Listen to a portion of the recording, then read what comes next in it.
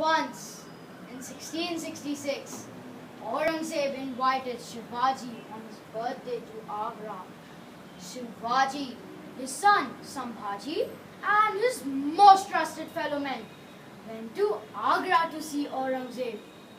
No sooner did he reach the beautiful city of Agra, he became the topic of discussion of the city. Everyone wanted to see the great Maratha king. When Shivaji arrived in the court, Aurangzeb told his minister, "Make him stand amongst common soldiers." To this, Shivaji was furious. He said, "How dare you insult me? You remember it was me who turned your life hell?" The emperor was furious.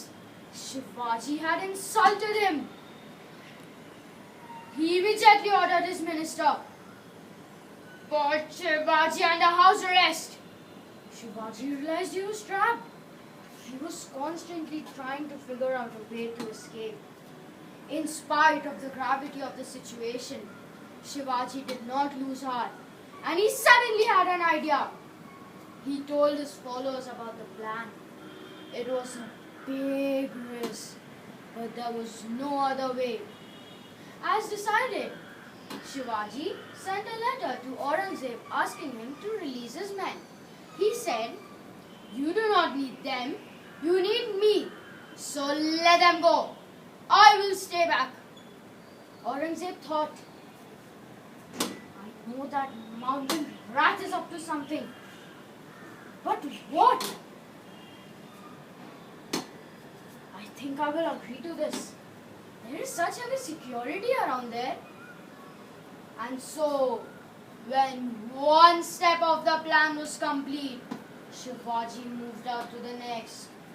He pretended to fall ill, severely ill. He was so ill that he couldn't even get up from his bed. One day, Shivaji pretended to have severe pain in his stomach. Even Aurangzeb heard about Shivaji's illness. Even he believed that Shivaji had some serious ailment. One day, Aurangzeb received a message from Shivaji. Shivaji was saying, "I don't think I will ever recover. I want to do something for the needy. I want to offer them food and sweets." Aurangzeb thought, "Yes, this is the way I might get rid of him without even using a weapon. Yes, I will agree to this."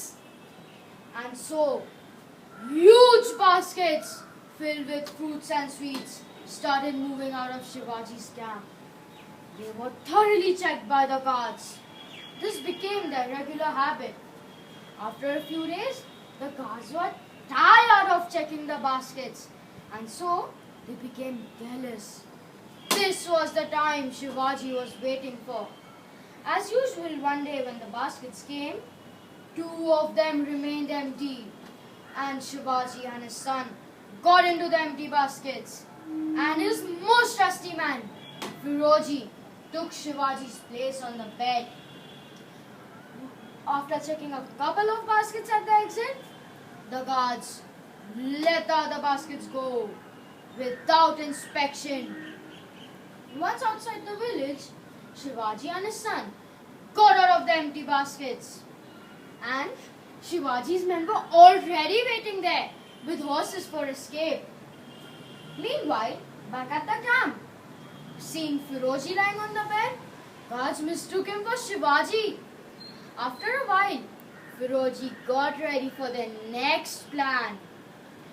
He placed cushions on the bed and covered them with blankets, and came out of the tent and told the guards, "It seems that Shivaji's pain has increased.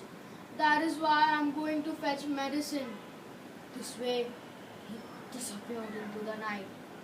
The next day, when the guards came, they found nobody.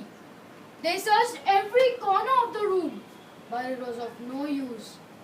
When Aurangzeb got the news, he was flabbergasted. How has Shivaji managed to escape in such heavy security? He shouted. but it was too late to search for him. Shivaji had made a fool out of them, and he and his men reached Pune. This story gives us a strong message, which is fortune favors the brave. This is why we also say Chhatrapati Shivaji Maharaj ki jai.